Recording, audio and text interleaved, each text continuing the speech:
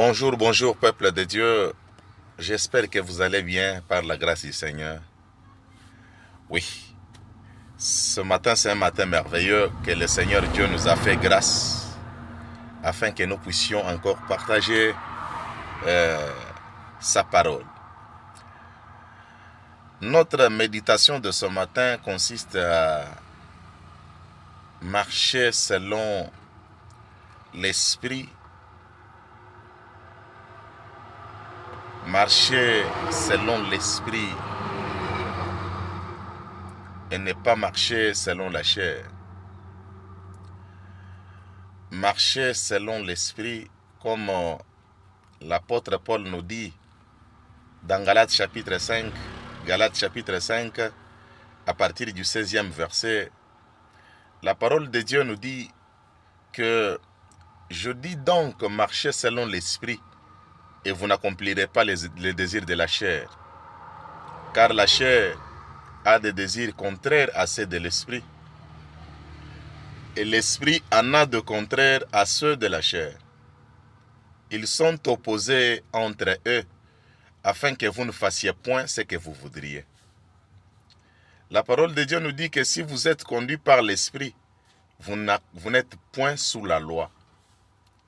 Bien-aimés, c'est une pensée cruciale de marcher selon l'esprit, de marcher selon le Saint-Esprit de Dieu et non selon la chair.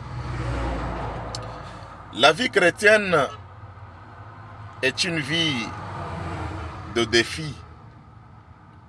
La vie chrétienne est une vie qui consiste à marcher selon l'esprit et non selon la chair.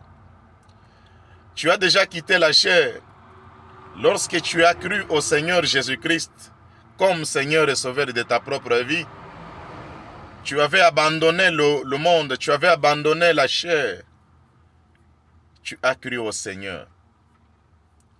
Alors tu dois marcher selon l'Esprit du Seigneur.